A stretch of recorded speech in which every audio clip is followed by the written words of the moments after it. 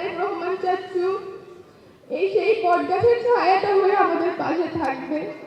আমি আমার মায়ের হাত ধরে বাবার শরীরটা বুকে নিয়ে আমার বাবাকে দাঁড়ে দাঁড়ে খুঁজেছি, কিন্তু আমি আমার বাবাকে কোথাও পাইনি।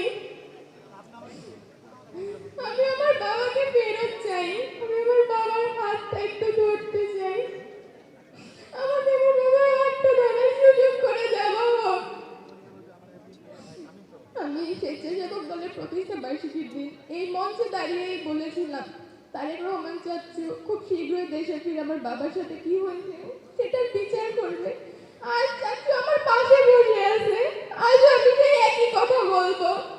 আমার বাবা সহ আমার সকল চাচ্চুদের সাথে কি করা হয়েছে, তাদের কি অপরাধ ছিল সেটা খুঁজে বের করবে, এবং কারা তাদের সাথে এরকম অন্যায় করেছে তাদেরকে এই বাংলার মাটিতে উপযুক্ত শাস্তি দিবে।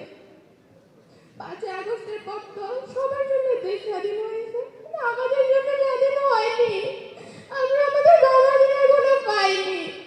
যতদিন পর্যন্ত আমার বাবা সহ আমার সকল ছাত্রীদেরকে আমরা ফেরত না পাবো, ততদিন পর্যন্ত আমাদের জন্য দেশ স্বাধীন হবে না। আমরা এই স্বাধীন থেকে হাঁটতে পারবো না, ততদিন পর্যন্ত বলবো না আমরা স্বাধীন, কারণ আমরা আমার বাবাদেরকে পাইনি, আমরা তাদের হাতটা ধরতে পারিনি। আমাদের হাজারো কথা, হাজারো স্বপ্ন, হাজারো ইচ্ছে মাটিতে পড়ে গেছে। বাবাকে নিয়ে হাজারো কথা ছিল, সব আমাকে বলা হয়নি, সুযোগ পাইনি বাবাকে বলার। বাবাকে যখন এই কথাগুলো বলবো, বাবা তো তখন থেকেই নাই, কাকে বলবো কথাগুলো? বাবা নামক বটগাছের ছায়াটা আমাদের মাথার উপর নাই।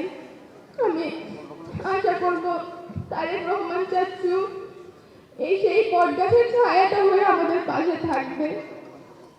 আমার এতটুকুই চাওয়া চাচ্চুর কাছে, তিনি আমাদের পাশে থাকুক, আমাদেরকে একটু দেখুন। আমরা বেশি কিচ্ছু চাই না, আমরা শুধু বাবার আদরটুকু চাই, আর কিচ্ছু আমাদের প্রয়োজন নেই।